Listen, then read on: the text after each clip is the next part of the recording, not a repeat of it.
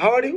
তো একটা latest update তোমাদেরকে দেওয়ার, ইউএসএ প্রমাণ করে দিল USA self interest, American interest, তারা ফার্স্ট নিজেদের ছাড়া কিচ্ছু বোঝে না। তার একটা প্রমাণ করলো, কি প্রমাণ করলো? বেলচিস্তান লিবারেশন আর্মি এবং তার যে অ্যালাই মাজিদ ব্রিগেডকে as a foreign terrorist organisation হিসেবে ডেজিগনেট করলো বাই ইউএস স্টেট ডিপার্টমেন্ট। তো এই মধ্যে ফ্লোরিডা, আমেরিকার ফ্লোরিডা গেছে আসিফ মুনির। তো আসিফ মুনির ফিল্ড মার্শাল পাকিস্তানের, ঠিক আছে, কি কি কৃতিত্ব করলো যে ফিল্ড মার্শাল, আর ডেজিগনেশনের দাম আছে নাকি, যাই হোক হোয়াট এভার, সেটা নিয়ে আর বেকার সময় নষ্ট করবো না। কি করছে?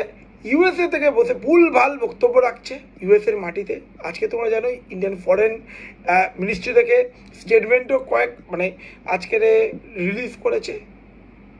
এতে কি হচ্ছে? ইউএসএ কি ইন্ডিয়া কি দূরত্ব বাড়ছে কেন? আচ্ছা, আর ফার্স্ট অফ অল যে বিএলএ কে বা তার অ্যালাই মাজিদ ব্রিগেডকে যে টেরোরিস্ট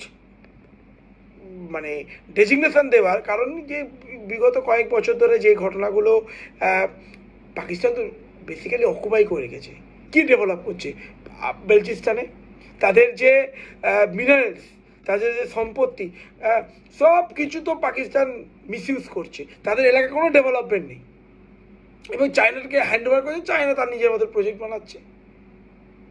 তো এই কদিন ধরে বালচিস্তান প্রথম থেকে স্বাধীনতা, আর আজকে গুরুত্বপূর্ণ কেন? আজকে 11 তারিখে বালচিস্তান ইন্ডিপেন্ডেন্ট ডে সেলিব্রেট করে।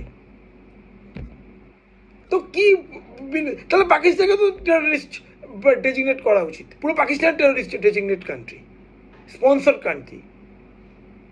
সে লস্করি তৈবা থেকে শুরু করে আর তোমার জৈসি মোহাম্মদের যত টেররিস্ট, যত ঘাঁটি, সব তো প্রমাণ দিয়েছে ভারত যে ভাই দেখো কীভাবে স্টেট স্পন্সর করে পাকিস্তান।